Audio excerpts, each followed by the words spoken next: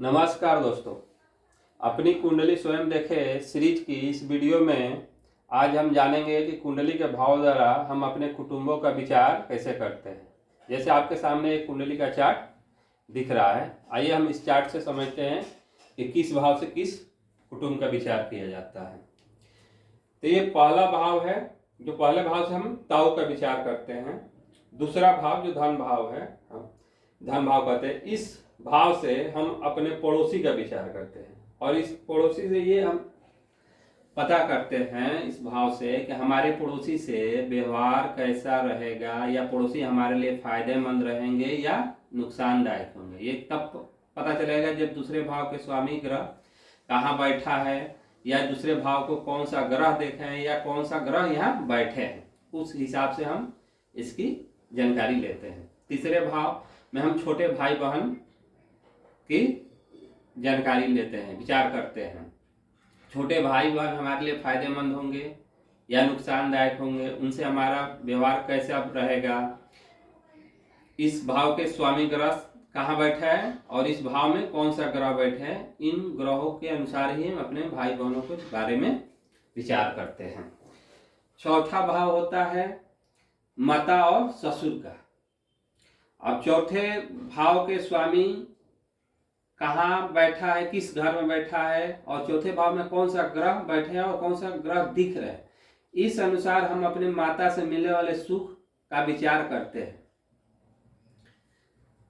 पांचवें भाव होता है पुत्र पुत्री और प्रेमिका का भाव होता है। इस भाव से हम अब कितने पुत्र होंगे, पुत्र का सुख हमें मिलेगा कि नहीं, प्रेमिका हमारी कैसी रहेगी, इस भाव के स्वामी ग्रह और इस घर में बैठे ग्रह और या जिस ग्रहों की इस पे दृष्टि पड़ रही है उन ग्रहों से हम पता करते हैं कि हमारे पुत्र पुत्री और प्रेमिका से हमें क्या मिलने वाला है। छठा भाव में हम अपने मामा मामी और मौसी का विचार करते हैं।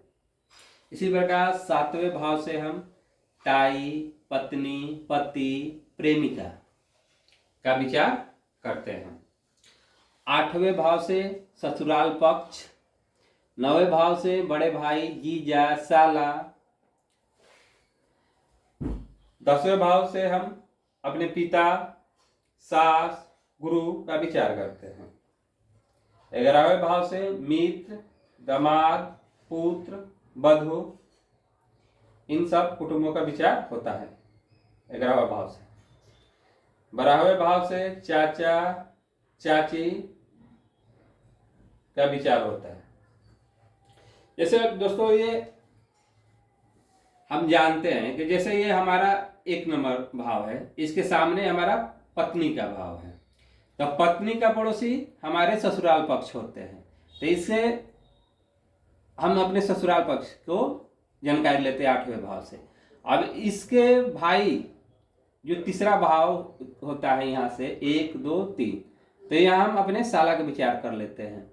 अब इससे चौथा भाव 1 2 3 4 जो पत्नी के माँ का भाव होता है, यानी हमारी सास का यहाँ से विचार होता है। इसी तरह से हम सारे रिश्तों को एक एक करके पता करते हैं।